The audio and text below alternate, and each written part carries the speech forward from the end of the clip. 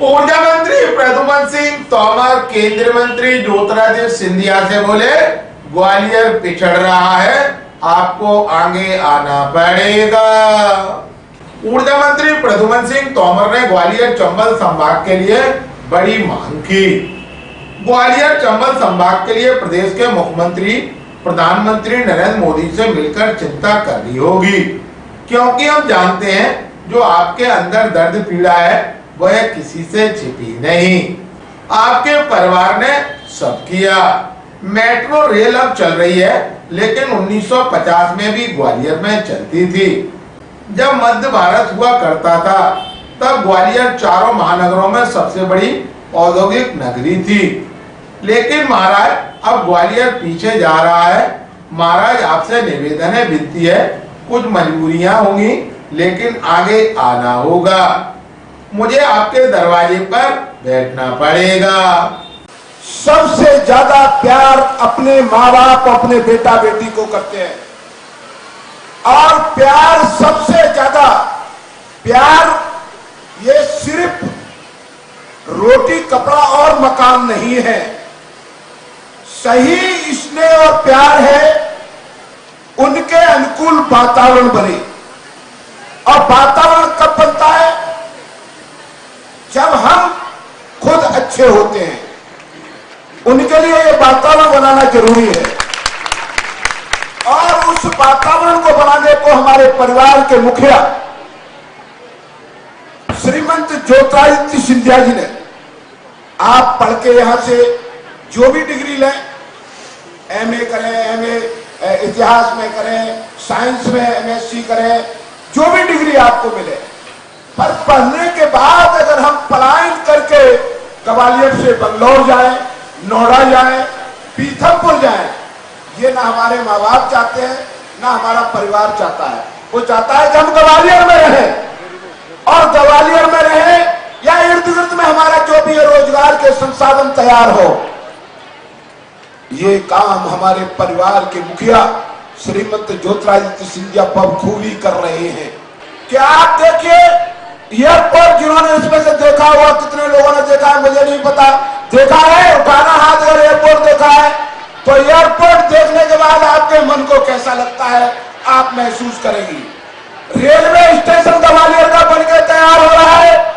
जिस दिन ये बनकर तैयार हो जाएगा वो आपका एयरपोर्ट जैसा होगा।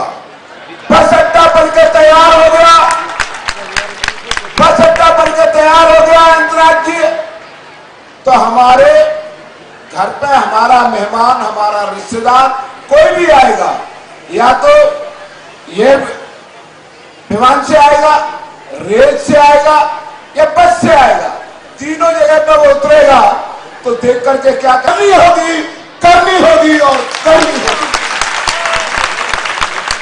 क्योंकि हम जानते हैं जो दर्द पीड़ा आपके अंदर हो सकती है, वो दर्द पीड़ा उतनी किसी के लिए। आपके परिवार ने इस अंचल को संजोया है। आज मेट्रो रेल चल रही है, पर ये मेट्रो रेल 1950 में भी ग्वालियर में चलती थी। मैं आपको इसलिए बता रहा हूं, पुराना इतिहास आपको मालूम होना चाहिए।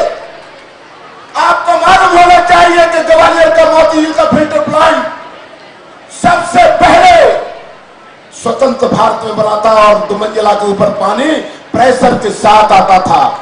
ये ग्वालियर हमें फिर 1 नवंबर 1956 को जो हमारा ग्वालियर मध्य प्रदेश का गठन हुआ था, ये बच्चों में आपसे क्यों कहना चाहता हूं, ये वातावरण आपको अपने लिए और आने वाली पीढ़ी के लिए बनाना है। इसलिए बात कर रहा हूं, मेरी बात को गंभीरता से जरूर सुनना और मनन करना।